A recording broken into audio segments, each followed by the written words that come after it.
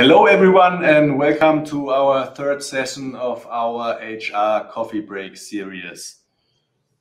Today we focus on hiring in Germany, especially what international non-EU clients need to know when starting their business or already started their business in Germany from an employment perspective. My name is Christian Maron. I'm an employment partner in the Munich office and specialized in advising international, mainly North American clients in all employment law matters. Hello and good morning to our friends from the US. Also from my side, my name is Jonas Warnken. I'm a salary partner in the Hamburg office of Taylor Wessing, and I also specialize in employment law.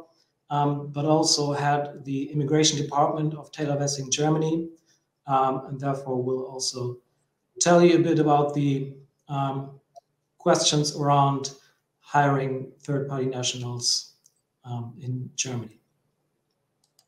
Great, thank you, Jonas.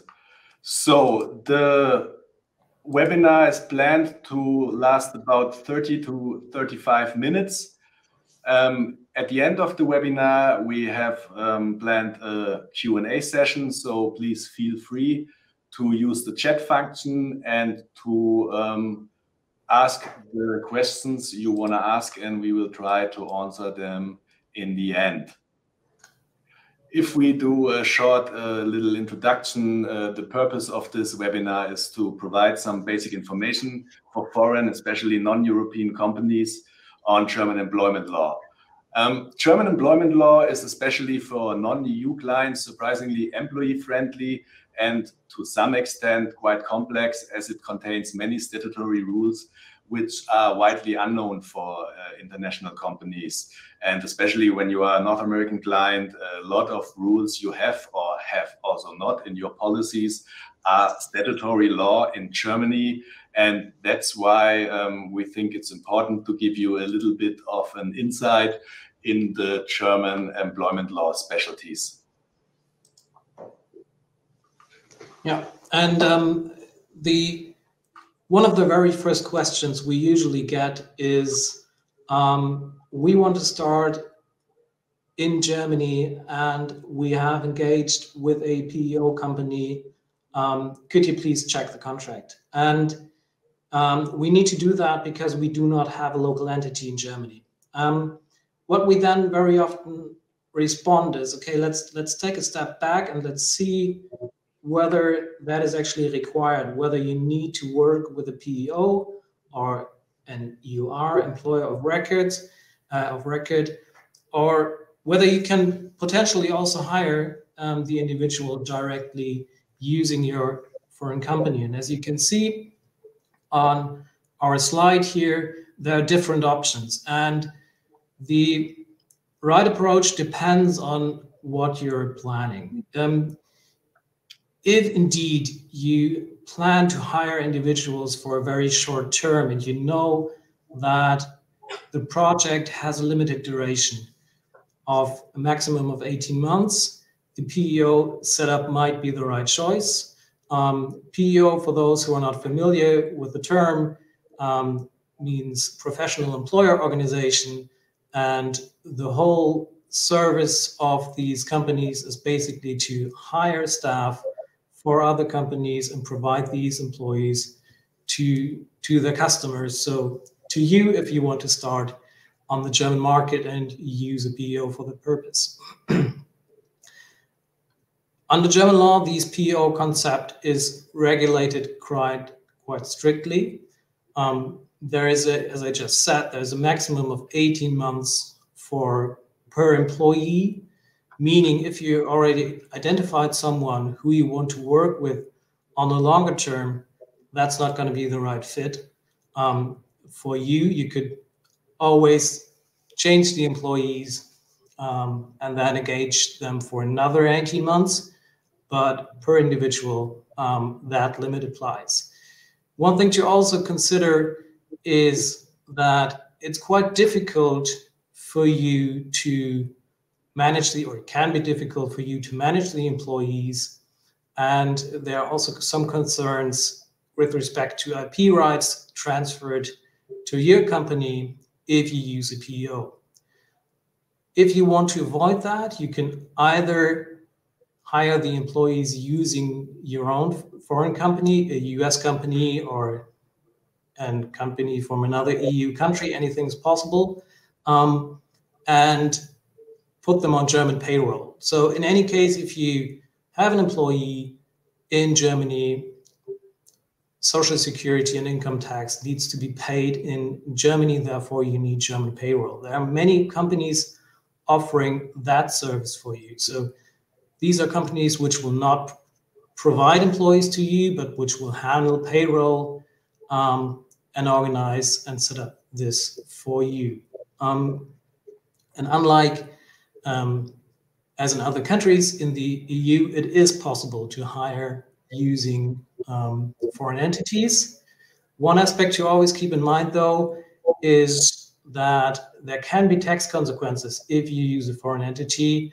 You can create a permanent establishment, and therefore it's always advisable to seek tax advice as well. If you have established a business in Germany, and if you feel comfortable on the market, you can also look into the option of finding a local German entity or a branch office, registering a branch office. This is also something that customers quite often require after a while. They want to deal with a local company instead of company setup which they are not so familiar with. And one of the advantages of that is also in my area of expertise, which we will get to a bit later today, some work permits for third-party nationals in Germany require that the employer has either a local entity or at least a branch office. Therefore, this can be advisable simply for that purpose. Yes, thank you, Jonas. And I mean, the key takeaway is there's no one-size-fits-all solution. It is always important that you check your footprint you want to have in Germany. You check whether you want to only explore the market, if you want to already step into the market with a big force, or if you think or your customers also require a certain setup in Germany. And from our experience, especially over the last few months, because we have same like in North America, a very heated market under the candidates, and it's currently, so to say, an employee market, not an employer market, sorry, any longer.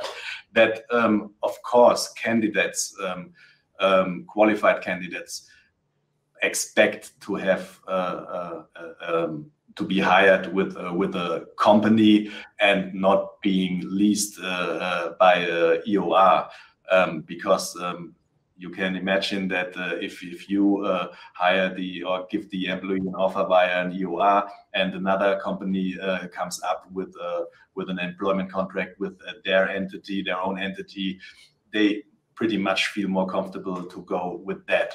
But again, it's also advisable always to think twice and consider all options and then choose the right route.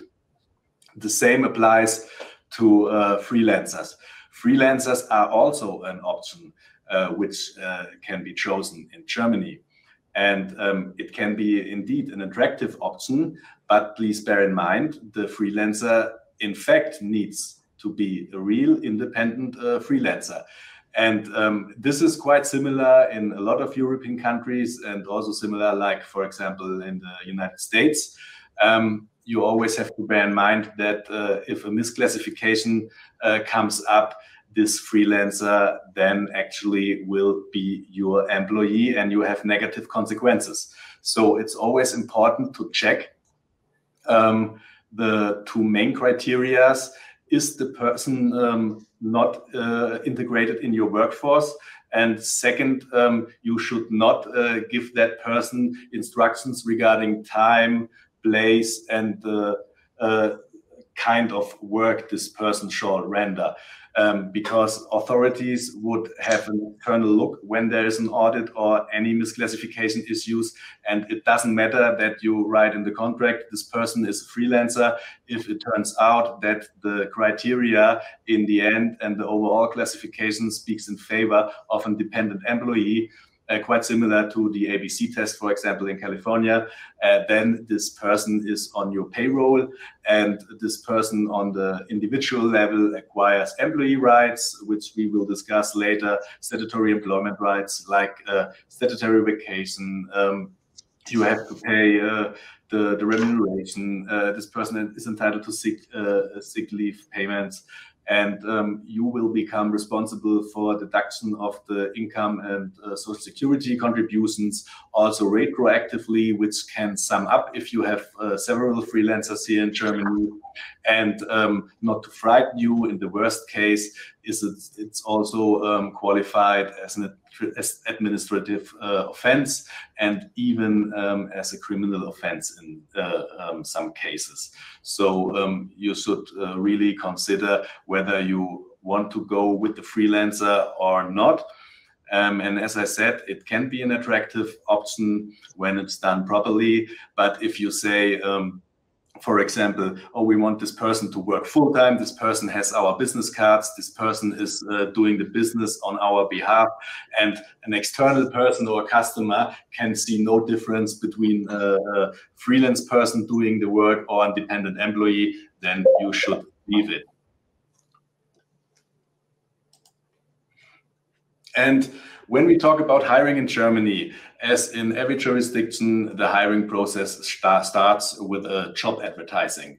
When we talk about the job advertising and also then job interviews, the whole cycle of the hiring, this is needs to be seen in the light of the German Equal Treatment Act. And the German Equal Treatment Act sets quite strict boundaries to avoid any discriminations of, so to say, protected classes, namely race or ethnic origin, gender, religion, disability, age, and sexual identity. And under the Equal Treatment Act, both direct and indirect discrimination are prohibited. What does that mean for you? When we talk about a job advertisement, a job advertisement should, of course, not contain any discriminatory sentences, criteria, or whatever. So you should not look out for young candidates. You should not look out for female candidates, or especially for a certain gender. And you should, of course, also phrase the whole job advertisement gender neutral. When it comes to a job interview, these rules are also very important and need to be observed, because in a job interview in Germany, the highest labor court in Germany, the Federal Labor Court, sets out quite a lot of case law on questions which are allowed and which are not allowed. And the key takeaway is always, is this question related to the job? And you have to see every question in the light of the limits of the general right of privacy of the candidate, as well as the German privacy laws in general, which means you are only allowed to ask questions which are related to the job and are not discriminatory. So you should not ask about the membership in the political party. You should not ask about if this person is planning to be pregnant, if this person is married, and so on. And the specialty in Germany is that if you ask an employee a question which is not allowed, this person has the right to lie. For example, if you ask someone, are you planning to have babies? And this person says no, and some weeks later this person is pregnant, you are not allowed to, for example, contest that employment agreement or say, you have lied to me. This person was entitled to, because the question was not allowed. And And that means that employees are in that regard protected against any discrimination in this procedure. To tell you also something good, when it comes to discrimination litigation in Germany, we have not that high skyrocketing claims like, for example, in the United States. So, for example, if someone claims to be discriminated against during the hiring process and another person has been hired, you are not obliged to hire that person or to pay that person several €100,000. Usually such a claim is capped with 3 months base salary, and we also have not punitive damages or class actions in this regards.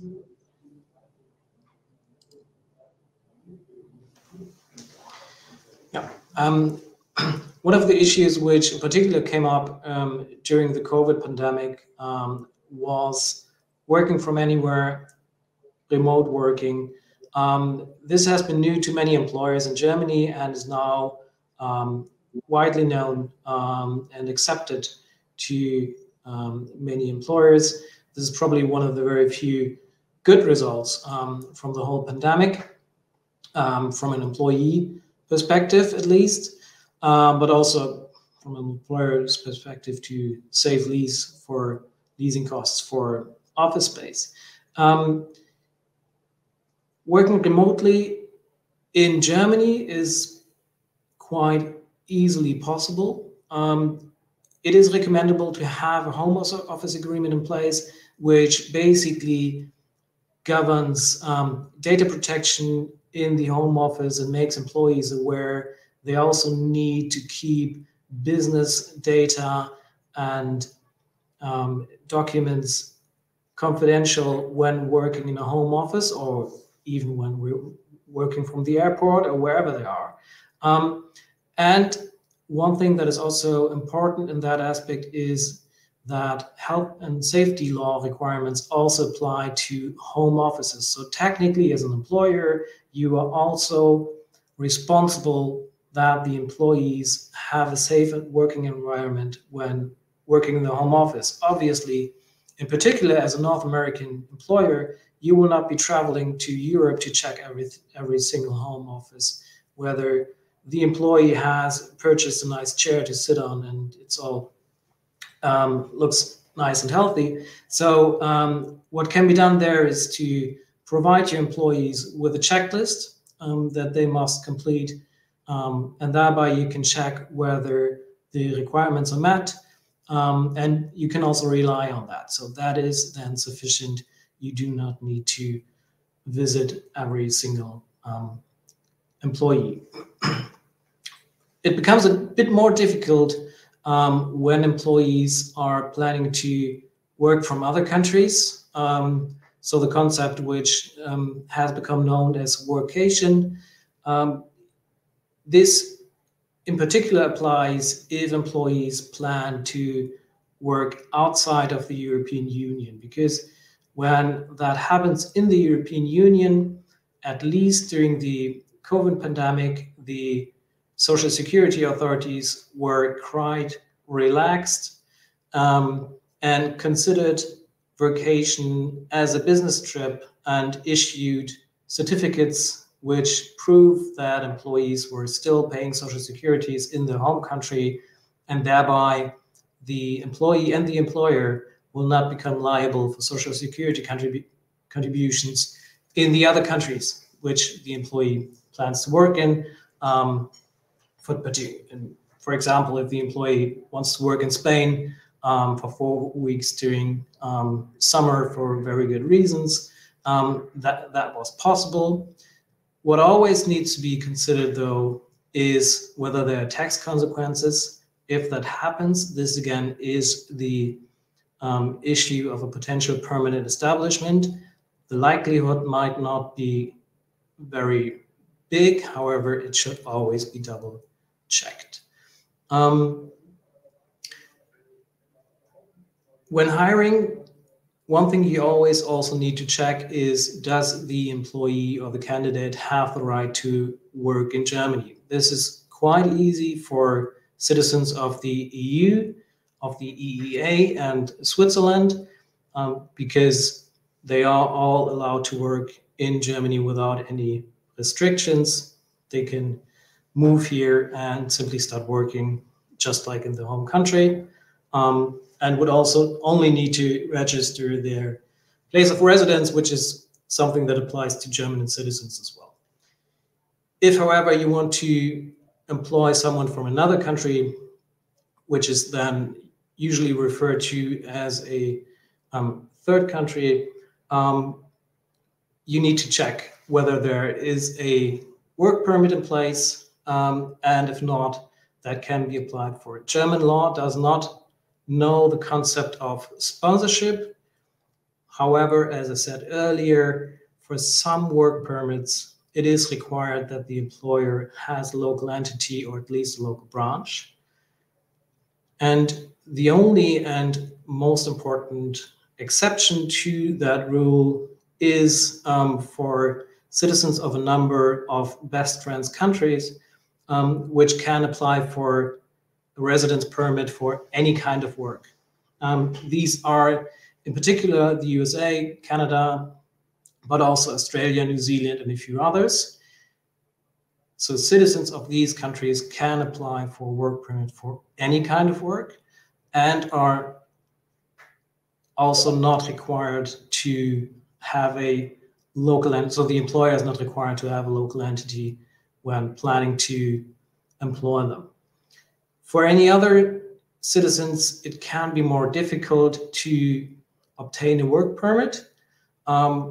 And the chances then very much depend on the qualification of the employee. If the employee is considered to be a skilled worker, which means he or she has a university degree which is recognized in Germany, earns a salary above a certain threshold, for example, for the very popular EU Blue Card. This is currently 56,400 euros per year. And does the qualification, so the university degree, qualify for that particular role? These are the checks that need to be made. One thing that also very often is asked, whether people who are free to travel to Germany without a visa requirement, again, these are mainly citizens of the USA, Canada, Australia, New Zealand, can also work in Germany without a visa requirement. That is not the case. They can travel here and stay here for up to 90 days and can carry out all kind of business travel related activities. So you can attend meetings, you can meet clients. However, it already becomes a bit difficult if you're saying, okay, I'm writing emails with my clients. So in our case, if we travel to another country visa free, that might be possible technically if we start exchanging emails with our clients and are discussing legal matters, that can be considered working and might already be out of line. So this is something to always consider carefully. And one thing we're also asked very frequently is, we have a candidate who is a holder of a work permit or residence permit. Can we simply employ this candidate? Unfortunately, the answer is it depends. If, for example, the candidate has a blue card for more than 2 years, usually a transfer to another employer will be possible. In other cases, most often you will need approval for a change of employer, and the work permit will mention one specific employer. The same is true for the last question on this sheet. Is it possible for employees holding a work permit to work anywhere in the EU? Typically no, but there are fortunately some exceptions to that answer, where that is possible. In particular, if these employees are considered long-term residents of an EU country, they can also be sent to other countries in the EU and work there. And what is always possible for holders of a work permit of an EU country is to travel to other European countries for vacation and or business travel. Over to you, Christian. And you're on mute. Yeah, sorry. So we have one question. I think we can shortly answer this question right away. Of course, if the person is not an EU or EEA citizen, you are allowed to request the specific work permit prior to the onboarding to see whether you are compliant or not. This is absolutely no problem. Yeah, so what you would usually ask for is the work permit, and you're also obliged as an employer to take that work permit to the personal file and save it in the personal file for the duration of the employment relationship. Yes, thanks, Jonas.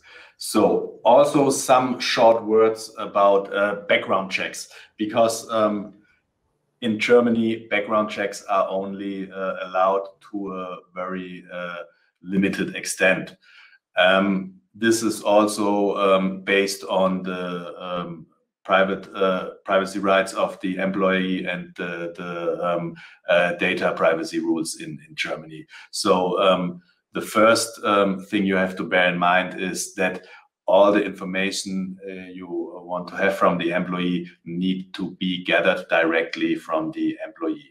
Again, also those information which are related to the job.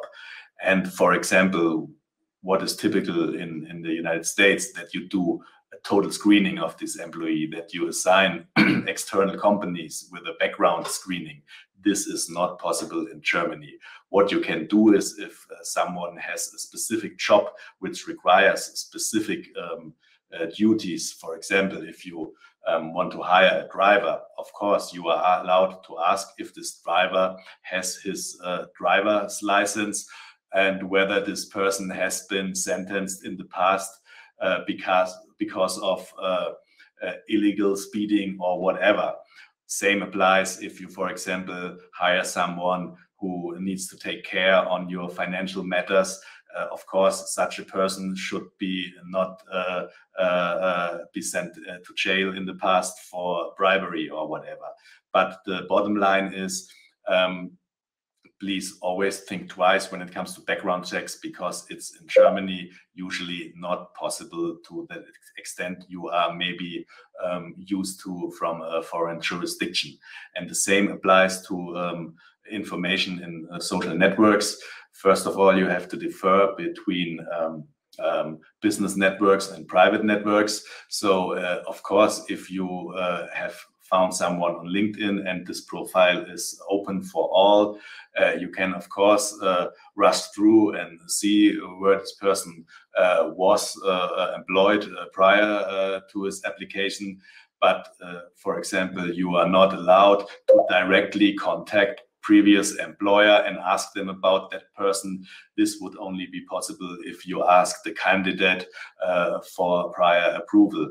And regarding private networks like Facebook or Instagram or whatever, of course, no one can forbid you to check if this profile is open, but you should not use these information for a hiring decision, because we saw the strange cases that it came out that there was a communication about the profile of a candidate and there was like documentation that this was the reason not to hire the person, then there could be trouble. So key takeaway is always weigh the interests, and is it necessary to gather information about this person for the specific jobs, and could there be a higher way of his personal interests that you do not gather this information?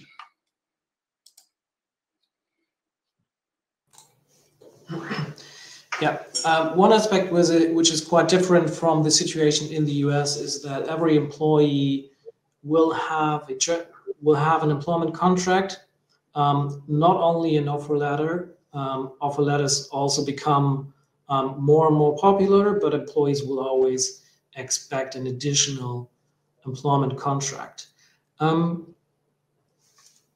This does not mean that there are higher protection against dismissal rights if the employee has such contract.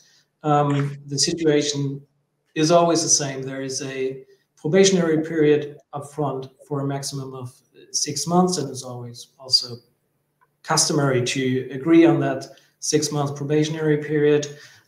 Therefore, there is sufficient time to assess whether the candidate is actually a good choice or not. And the employment contract, as a matter of fact, can also help you in many aspects, which we have listed here, in particular, transfer of IP rights, confidentiality clauses, and non-competition covenants. These are all areas which are not regulated very strictly under law, and therefore it's sensible to have terms on these aspects in the employment contract. When concluding an employment contract, one should always consider what form to be used. Very often, DocuSign is used, which is, generally speaking, not a problem, even though not 100% compliant. But the enforceability of some clauses depends on that signature of the contract. So that signature actually meaning both parties take a pen in their hand and sign the contract. The most important one is probably the limitation of the term of the contract. If you want to agree on a contract for a limited term, you do need that signature signed contract. And the same applies if you want to agree on a post-contractual non-competition covenant. These are also only enforceable, aside from some other aspects, if the contract has been signed by both parties with that signature. This requirement, we didn't mention that here, but it's worth knowing, also applies to any form of ending the employment contract. So whether it is a notice of termination, whether it's a termination agreement, you will always need that signature. Otherwise, the contract will not end with legal effect. This can be quite tedious, in particular if you don't have someone on the ground in Germany to sign all of these documents.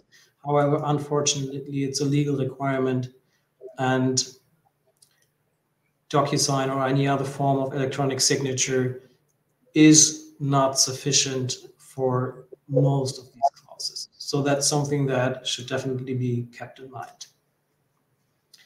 Also, something worth knowing is that there will always be some aspects where mandatory law overrules the terms of an employment contract. This applies, for example, to notice periods. If you agreed in a quite short notice period and the employee has been with the company for a very long time, then the notice period applicable to ending the employment contract can be longer, which is the case if the statutory minimum notice period is longer than the one you agreed on in the employment contract. Same applies to vacation. So there is a minimum vacation entitlement under German law will always apply, and the same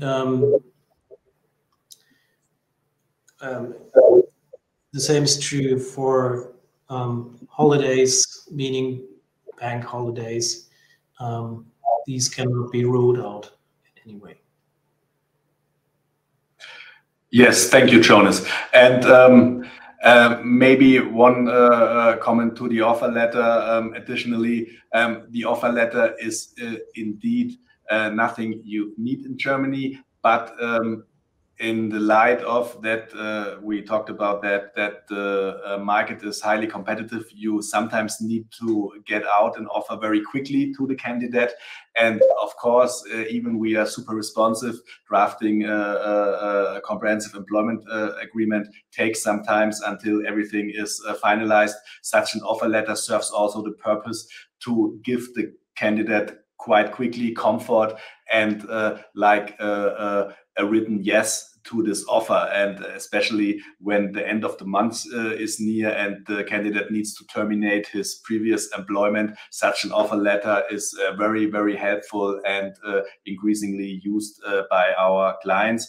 Of course, you should bear in mind that the terms which are in the offer letter should also be checked whether they do not contradict the German law, that you do not have then two different things in the offer letter and in the employment contract, and that the offer letter then will also be cancelled and the employment agreement is the only document which supersedes everything.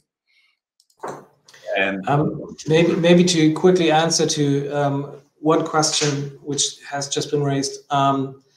So the understanding is that DocuSign is sufficient for permanent contracts, but not fixed term contracts or termination notices. And it has been accepted in visa processes. So the latter, yes, it is definitely accepted in visa processes, no problem there at all. And with respect to permanent contracts, it depends. You will require qualified electronic signature. So DocuSign, which is just obviously one of the service providers, offers different levels of electronic signature. And the most secure version of that, which is the qualified electronic signature, is sufficient for permanent or fixed-term employment contracts, so limiting the employment term. However, it's not sufficient for notices of termination, and it's not sufficient for post-contractual non-competition covenants. Yes. And now we want to explain some statutory minimum rights which are to some extent unique in Germany. First of all, we have a Working Time Act, which means that the maximum working time per day may not exceed 8 hours. You can extend the working time to 10 hours when the average working time, again, over a period of time of 24 weeks or 6 months, is again back 8 hours. We also have a general ban on working on Sundays and on bank holidays, but you can get approval from the competent authorities for exemptions, and there are some exemptions for certain businesses, but usually not for general working on Sundays or bank holidays. We also have a minimum wage in Germany, which is currently in the discussion. Currently, as of January, we have a minimum wage of €9.82 per hour. The minimum wage will be increased to €10.45 gross per working hour as of July 2022. And finally, the new government has decided that the minimum wage will be increased again as of October to €12, which is quite a significant increase. And another German specialty a lot of our foreign clients are surprised about is the vacation in Germany. We have a statutory entitlement of 20 days of vacation in a 5 days working week.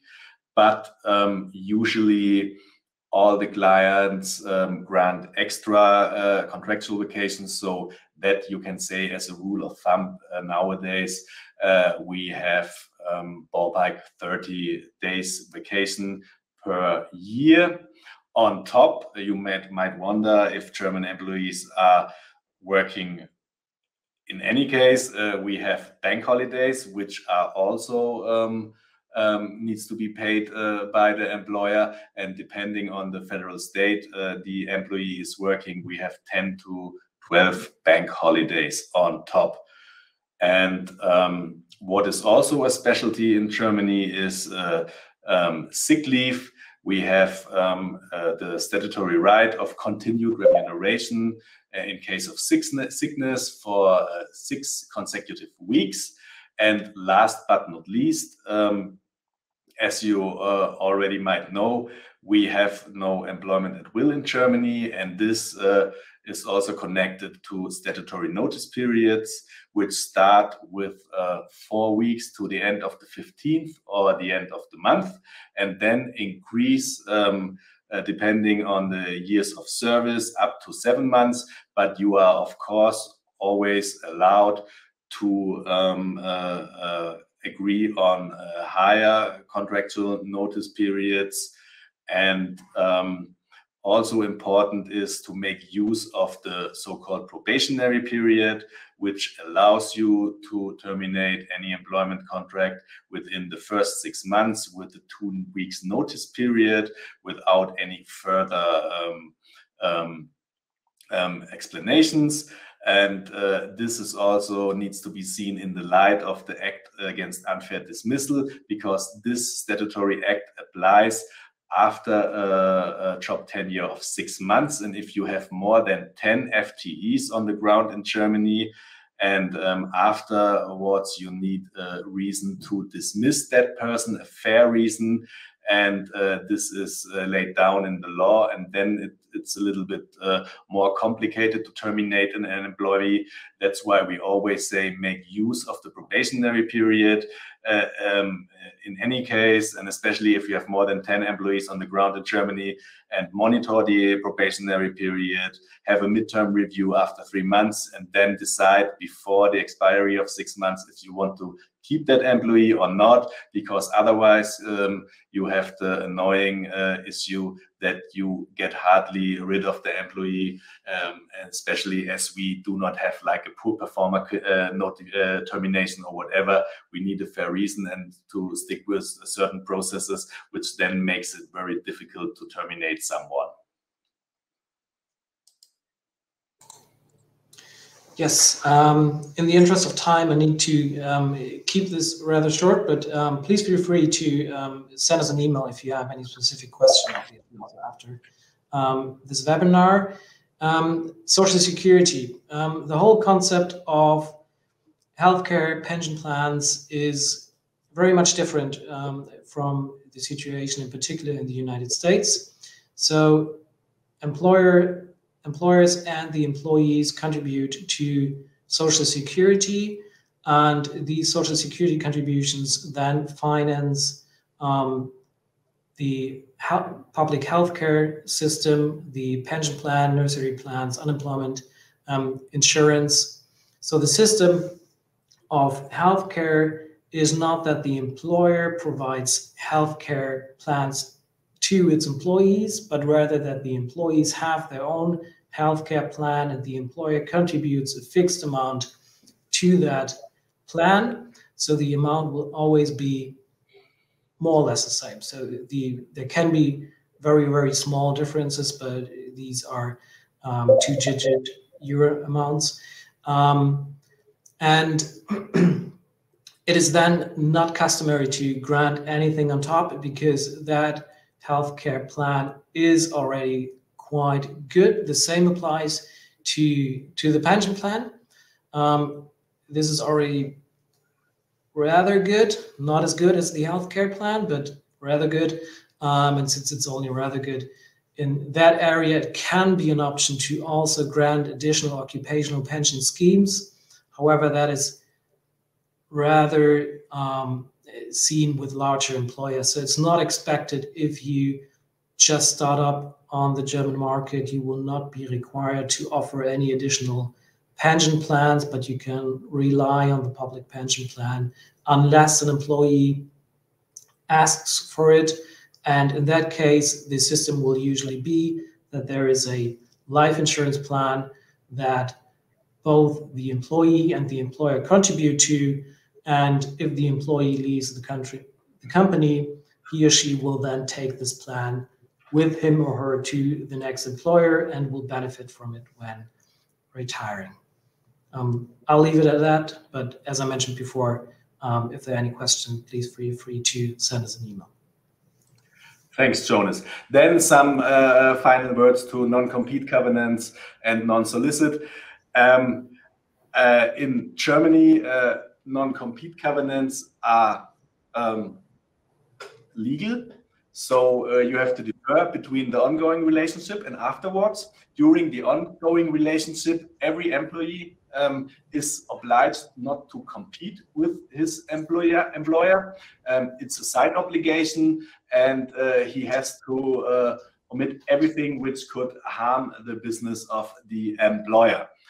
After the end of the employment relationship, this obligation ends, and in principle, due to the constitutional rights of doing freely business, the employee is free to do business as long as it does not go in the direction of unfair competition. And in Germany, you are allowed to agree on a post-contractual non-compete. So not like in California, you are allowed to do in Germany under two important circumstances.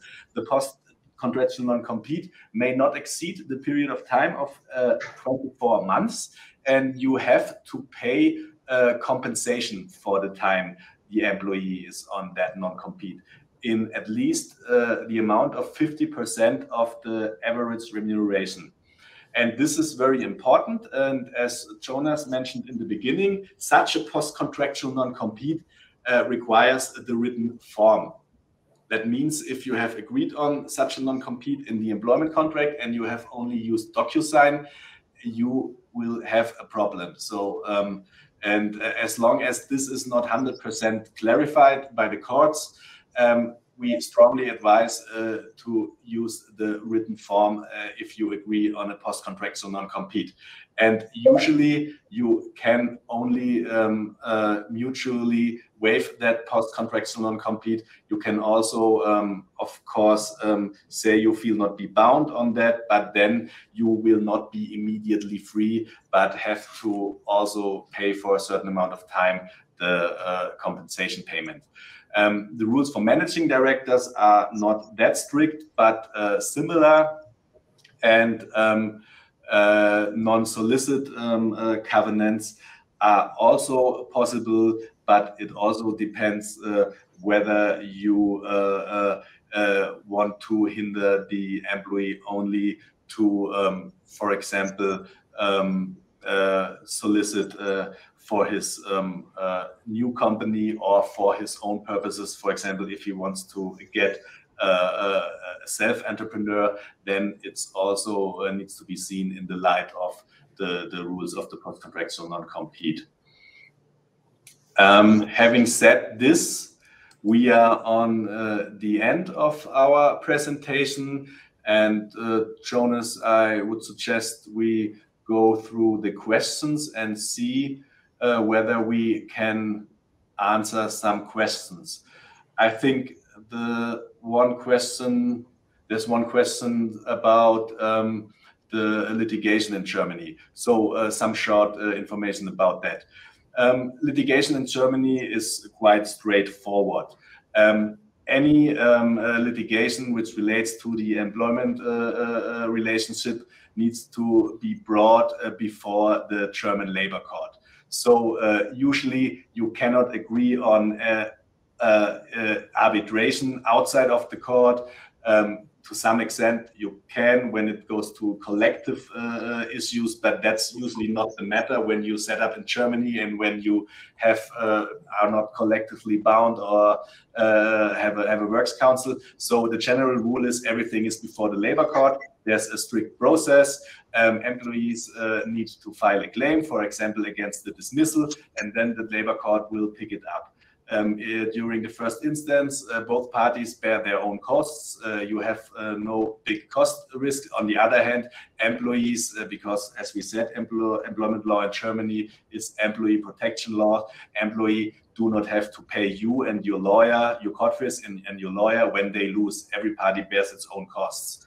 And so that's basically the rule on litigation in Germany.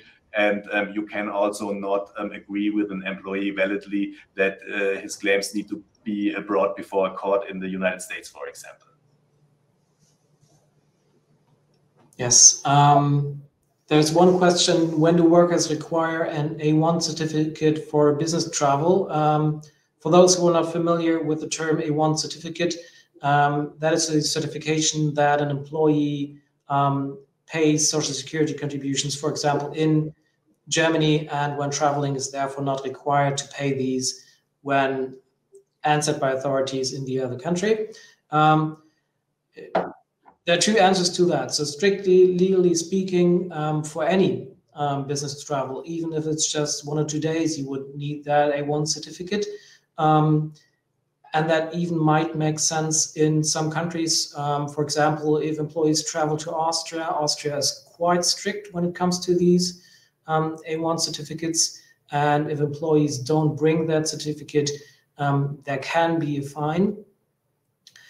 In other countries, it's rather relaxed, and you would typically only request the A1 certificates if the employee stays in the other country for some time or does business in the other country which is visible. So legally speaking, for any business travel, when it comes to what is customary, if the employee's activities become visible in the other country. Then there's one maybe last question which we can answer.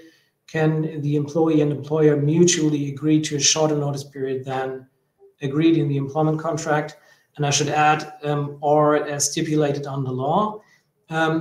Yes, the notice periods only apply to unilateral terminations and not to mutual termination contracts or termination agreements. So it is possible to basically agree with the employee that employment ends on the same day or the next day. It should only be kept in mind that employees will only agree to that if they already secured follow-up employment. The reason for that is that they will be sanctioned with a cutoff period from unemployment benefits if they agree to shorten the notice period. So let's say an employee has a notice period of 3 months and then agrees to leave in 1 month. He or she will not get unemployment benefits for 2 months. Thank you, Jonas. I think we have answered all the questions which have been raised. As we previously said, if you have any further questions, please feel free to email us. We want to thank you for participating today. It was a great audience.